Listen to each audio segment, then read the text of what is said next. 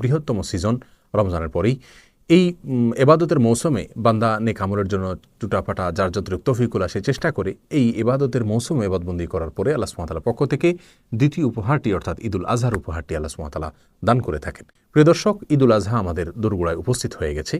ঈদুল আজহা রাসূল আকরাম সাল্লাল্লাহু আলাইহি ওয়াসাল্লামের যে সমস্ত সুন্নাহ রয়েছে এবং যে সমস্ত মুস্তাহাব রয়েছে, সালাফ থেকে বর্ণিত যে সমস্ত আমল রয়েছে, সে সমস্ত আমলগুলো আজ আমরা আলোকপাত করতে চাই।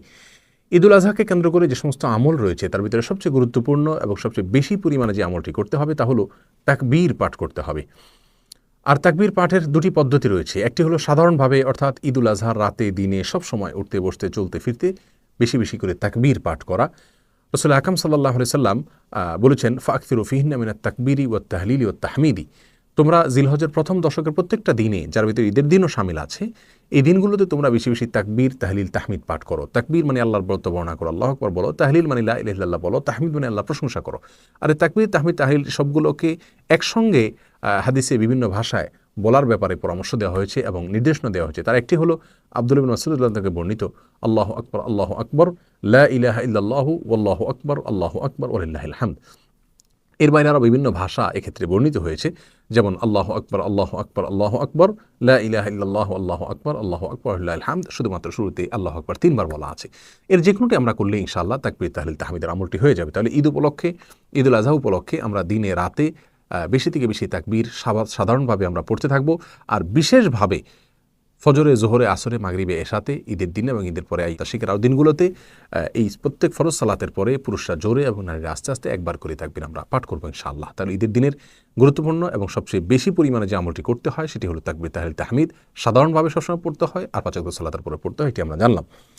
আর দ্বিতীয় আমল হলো ঈদুল আজহায় ঈদের সালাতের আগে কোনো কিছু না খাওয়া। এক্ষেত্রে তিরমিজি বর্ণিত হাদিসে রাসূল আকরাম সাল্লাল্লাহু আলাইহি ওয়াসাল্লাম বলেছেন, ঈদুল আজহাতে কেউ যেন কোনো কিছু না খায় হাত্তা ইউসাল্লিয়া, ঈদের সালাত পড়ার আগ পর্যন্ত।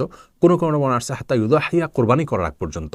আর উভয় বর্ণনার ভিতরে সামঞ্জস্য এভাবে দেওয়া যেতে পারে, যারা কোরবানি করছেন না তারা কোরবানির ঈদে অর্থাৎ ঈদুল আজহাতে ঈদের সালাত পড়ে এসে তারা খাবার গ্রহণ করবেন। এটা তাদের জন্য মুস্তাহাব হবে, সুন্নাহ হবে।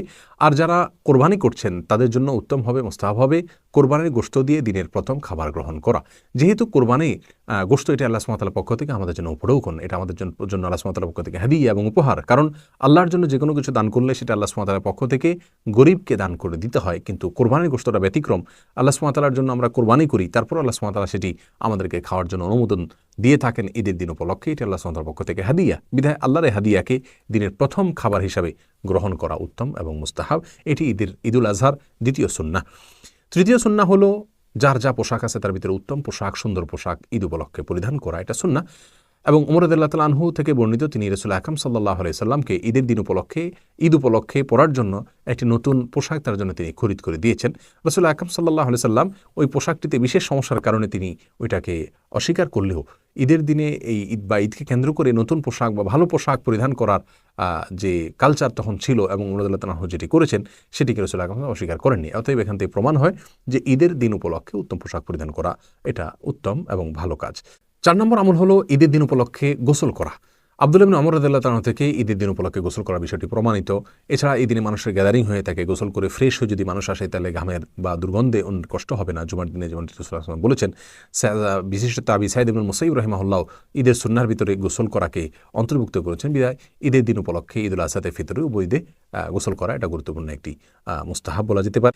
5 নম্বর আমল হলো ঈদের শুভেচ্ছা একে অন্যকে জানানো। মুমিনরা যখন ঈদুল ফিতরে এবং ঈদুল আজহা উভয় ঈদেই একে অন্যের সঙ্গে সাক্ষাৎ হবে ঈদের দিন উপলক্ষে, তখন একে অন্যকে অভিবাদন জানাবেন, শুভেচ্ছা জানাবেন। আর শুভেচ্ছা জানানোর জন্য সাহাবা ইকরাম থেকে যে ভাষ্য বর্ণিত হয়েছে তা হলো তাকাব্বালাল্লাহু মিন্না ওয়া মিনকুম। তাকাব্বালাল্লাহু মিন্না ওয়া মিনকুম এর অর্থ হলো আল্লাহ সুবহানাহু ওয়া তাআলা আমার এবং আপনার সমস্ত নেক আমলগুলো কবুল করুন। কারণ দুটি ইবাদতের মৌসুমের পরে আল্লাহ সুবহানাহু ওয়া তাআলা দিয়েছেন। বিধায় রমজানে যখন তাকাব্বালাল্লাহু মিন্না ওয়া মিনকুম বলা হবে তখন তার অর্থ হবে রমজান মাস জুড়ে আপনি যে ইবাদতবন্দি করেছেন, আমি যতটুকু করার কোশিশ করেছি, চেষ্টা করেছি, আল্লাহ সুবহানাহু ওয়া তাআলা আমাদের উভয়ের এই নেক আমলগুলো কবুল করুন।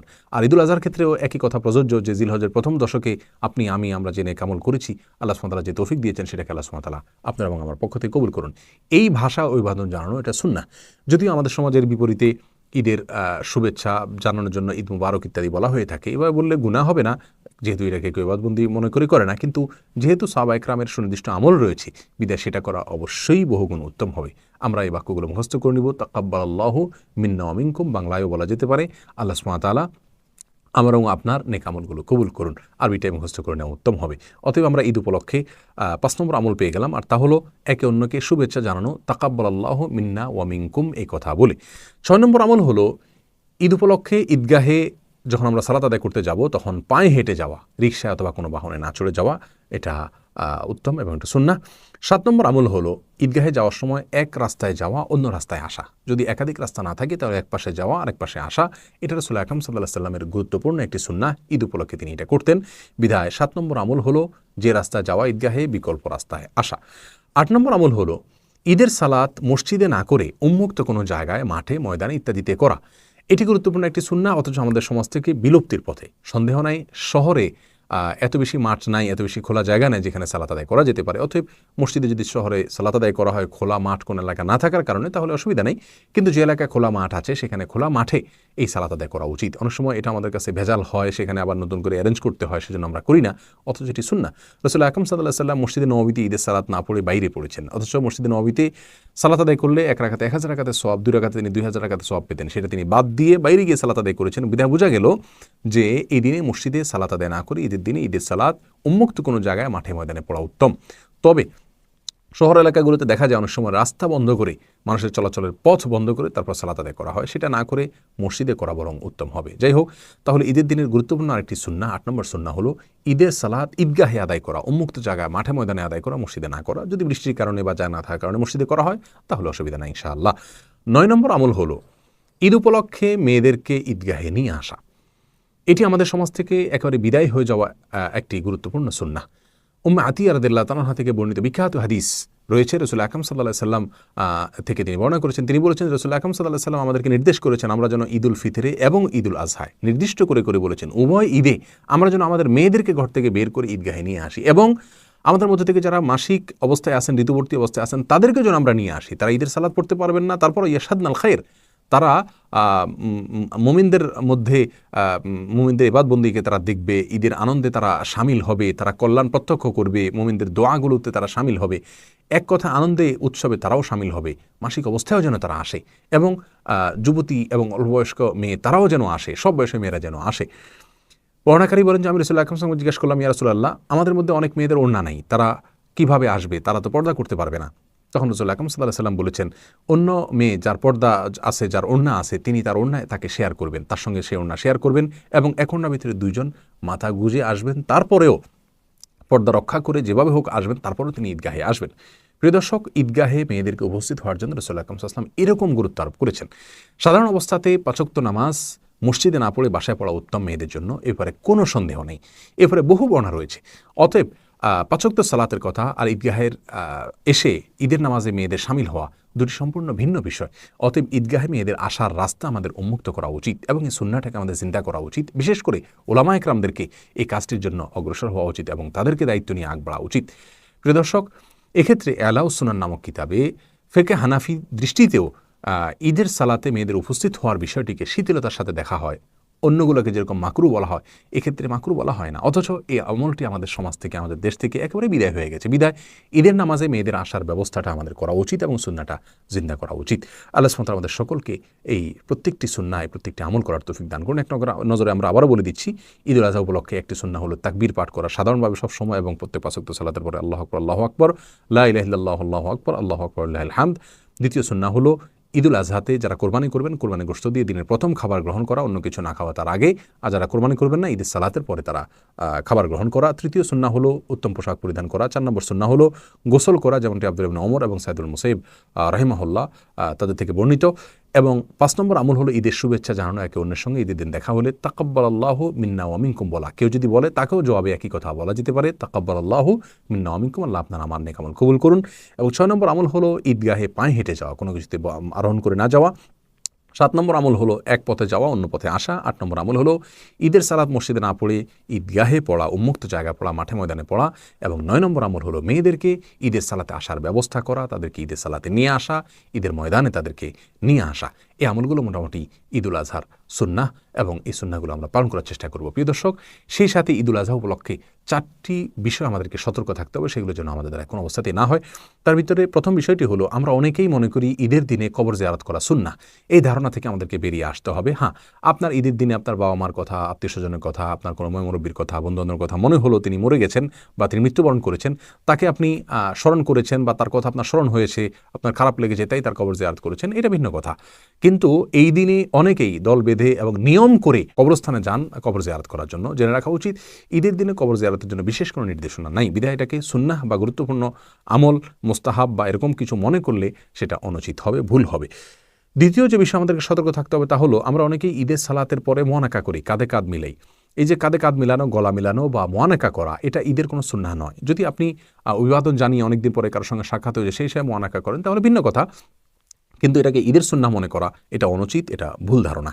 3 নম্বর যে বিষয়ে সাবধান করবো তা হলো, ঈদের দিনে সিয়াম পালন করা বা রোজা রাখা হারাম, জায়েজ নাই, কোনো অবস্থাতে এটা করা যাবে না। এই দিনে আনন্দ প্রকাশ করতে হবে, সেই জন্য খানা গ্রহণ করতে হবে, খাদ্য গ্রহণ করতে হবে এবং সিয়াম পালন করা, রোজা রাখা যাবে না। আর 4 নম্বর যে বিষয়ে আমাদেরকে সতর্ক থাকতে হবে তা হলো, ঈদের দিনে আমাদের সমাজে অনেক মানুষকে দেখা যায় হাই ভলিউমে তারা গান বাজনা ইত্যাদি শুনে থাকেন, বাজিয়ে থাকেন। আবার অনেককে দেখা যায় যে তারা নারী পুরুষ একসাথে ঢলাঢলি করে মেশামেশি করে তারা বের হয়ে থাকেন রাস্তাঘাটে। নারীরা অশ্লীল এবং খোলামেলা পোশাকে তারা বের হন এবং একে অন্যে নিজেরা আড্ডাবাজি করতে থাকেন হারামভাবে। নারী পুরুষ একসাথে পর্দার বিধানকে লঙ্ঘন করে এবং অশ্লীলতা করে তারা ঈদের দিন বের হয়ে থাকেন। প্রিয় দর্শক, ঈদ আল্লাহ সুবহানাহু ওয়া তাআলার পক্ষ থেকে উপহার, আল্লাহ সুবহানাহু ওয়া তাআলার পক্ষ থেকে বিশেষ নিয়ামত। আর এই দিনে আল্লাহ সুবহানাহু ওয়া তাআলার বিশেষভাবে আল্লাহর অবাধ্য হওয়া এবং বিশেষভাবে আল্লাহর নাফরমানি করা, এটা কোনো অবস্থাতে একজন মুমিনের চরিত্র হতে পারে না। বিধায় ঈদের দিনে গান বাদ্য ইত্যাদি বাজানো, অশ্লীল পোশাক পরে বের হওয়া, নারী পুরুষ একসাথে ঢলাঢলি করা, মেলামেশি করা এবং পর্দার বিধানকে লঙ্ঘন করা, যেটা অন্য সময় আমরা অনেকে করি না অথচ ঈদের দিন করে থাকি, এটা থেকে আমাদেরকে বেরিয়ে আসতে হবে। এই অসুস্থ কালচার থেকে, এই অসুস্থ চেতনা থেকে, অসুস্থ সংস্কৃতি থেকে, এই বদভ্যাস থেকে আমাদেরকে বেরিয়ে আসতে হবে এবং আল্লাহর জন্য আমাদের প্রত্যেককে আমাদের ঈদগুলোকে পবিত্রতার সাথে আমাদের পালন করতে হবে। বিধায় এই বিষয়ে আমরা সতর্ক থাকি। প্রিয় দর্শক, ঈদের যে সুন্নাহগুলো রয়েছে, মুস্তাহাবগুলো রয়েছে, আসুন সেগুলোকে আমরা পালন করার চেষ্টা করি। সেই সাথে যে 4টি বিষয় আমরা সতর্ক থাকতে হবে, সে বিষয়ে আমরা সতর্ক থাকার চেষ্টা করি। এই 4টি ভুল এবং অন্যায় যেন আমাদের দ্বারা না হয়। আল্লাহ সুবহানাহু ওয়া তাআলা আমাদের সকলকে সেই তৌফিক দান করুন। আসসালামু আলাইকুম ওয়া রাহমাতুল্লাহ। প্রিয় দর্শক শ্রোতা ভাই বোন, ঈদের দিনের একটা চিরচেনা রূপ, একটা চিত্র হলো, আমাদের সমাজে ছোট্ট বন্ধুরা, ছোট ছেলে মেয়েরা তারা বড়দের, গুরুজনদেরকে পা ছুঁয়ে সালাম করে থাকেন, কিছু হাদিয়া, কিছু উপঢৌকন, কিছু সালামি পাওয়ার উদ্দেশ্যে। তো এই পা ছুঁয়ে সালাম করে সালামি কালেকশন করা, এটা জায়েজ আছে কিনা? অথবা অনেক মুরব্বীকে দেখা যায়, অনেক বড়দেরকে দেখা যায় তারা ছোটদেরকে পা ছুঁয়ে সালাম দিতে বাধ্য করেন, তারপরে তাদেরকে সালামি দেন, তা না হলে সালামি দেন না। তো এই কাজটা কতটা সঠিক, আমরা সেই বিষয়ে কথা বলবো। প্রিয় দর্শক, ইসলামে সালাম বলতে যে পরিভাষার কথা বলা হয়েছে, কোরআনে কারিমে রয়েছে পরিভাষার কথা এবং হাদিসেও রয়েছে। আল্লাহ সুবহানাহু ওয়া তাআলা কোরআনে বলেছেন, ইযা হুয়িতুম বিতাহিয়াতিন ফাহাইয়ু বিআহসানা মিনহা আও রুদ্দুহা। তোমাদেরকে কেউ যদি কোনো অভিবাদন জানায়, সালাম পেশ করে, তাহলে সে যে ভাষায় সালাম পেশ করেছে তুমি সেই ভাষায় তাকে সালাম ফিরিয়ে দাও, জবাব দাও, ফিরতি সালাম দাও, অথবা তার চাইতে বেটার বা তার চাইতে আরো উত্তম শব্দ ব্যবহার করে তাকে সালামের জবাব দাও। রাসূল করিম সাল্লাল্লাহু আলাইহি ওয়াসাল্লাম সালাম দিতে আমাদেরকে নির্দেশ করেছেন। চিনি না, যে কোনো মানুষকে, চেনা অচেনা সব মানুষকে সালাম দেওয়ার নির্দেশ তিনি করেছেন। সালাম মুখ দিয়ে উচ্চারণ করে একজন আরেকজনের শান্তি কামনা করে দোয়া করা হয়, সেটাই হলো সালাম। পা ছুঁয়ে সালাম করার মতো কোনো ধারণা ইসলাম আমাদেরকে দেয়নি, যার কারণে পা ছুঁয়ে যে কাজটা করি এটাকে আসলে সালাম বলাটাই সঠিক নয়, এটা কোনো সালামই নয়। এটা আমাদের দেশের প্রচলিত একটি কালচার, যে কালচারটা খুব ভালো কোনো কালচার নয়, কারণ এর মাধ্যমে একজন মানুষ আরেকজন মানুষকে সালাম দিতে গিয়ে তথাকথিত শ্রদ্ধা প্রদর্শনের নামে তার দিকে মাথা নুয়ে ফেলা, এবং এটা কিছুটা আল্লাহর সামনে আমরা যে রুকু করি, যে সেজদা করি, তার সাথে সাদৃশ্য হয়ে যায়। তো কোনো মানুষকে সম্মান দেখাতে গিয়ে আল্লাহর জন্য আমরা যেভাবে সম্মান নিবেদন করি সেইভাবে সম্মান নিবেদন করা, এটা